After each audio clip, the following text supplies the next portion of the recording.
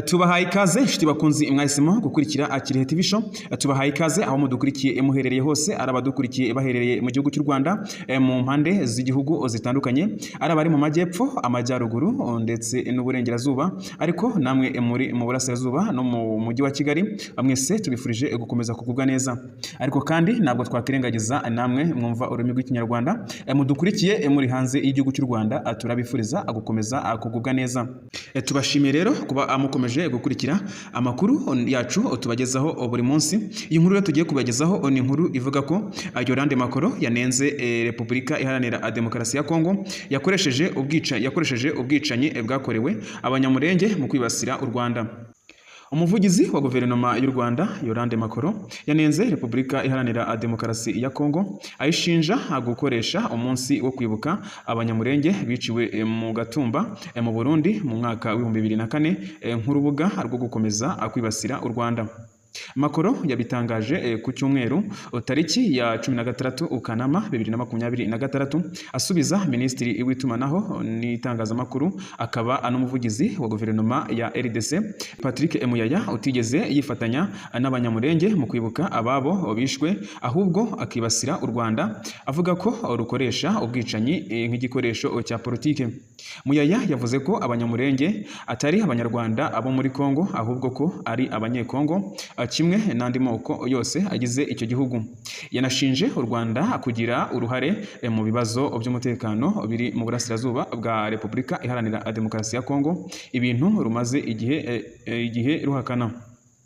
Mu butumwa yashyize kuri X, umuvugizi wa guverinoma y'u Rwanda Yolande Makoro yagaragaje ko ibyo Muyaya yakoze ari uguhindura umunsi wagenewe kwibuka abazize ubwicanyi bwo mu Gatumba akawugira uburyo bwo gukomeza kurwanya u Rwanda. Aho yabigarutseho agira ati Muyaya akomeje guhindura umunsi wo kwibuka abazize ubwicanyi bwo mu Gatumba urubuga rw'imvugo zibasira u Rwanda. Abanyamurenge bishwe mu mwaka wa 2004 n'abarundi b'inshuti za RDC bari abanyekongo. Yanenze kandi RDC kuba ku ruhande rumwe ivuga ku mutekano w'abanyamurenge, nyamara ku rundi ruhande ikorana na FDLR, umutwe urimo bamwe mu bagize uruhare muri jenoside yakorewe abatutsi mu mwaka w'1994. Makoro yavuze ko FDLR n'indi mitwe ifite ingengabitekerezo ya jenoside ikomeje gukorera ku butaka bwa Kongo nta nkomyi, kandi avuga ko ibyo binyuranyije bikubiye mu masezerano y'amahoro yasinyiwe i Washington.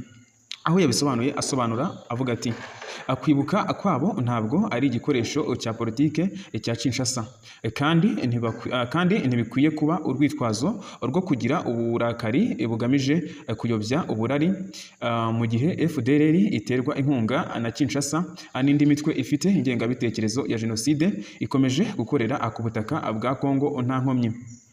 Makoro yavuze ko gukomeza kuyobya ibiganiro hagamijwe kutavuga ku cyo u Rwanda rufata nk'intandaro nyakuri y'umutekano muke mu burasirazuba bwa Kongo ari byo ubwabyo bikwiye kwitwa gukoresha ikibazo mu nyungu za politike.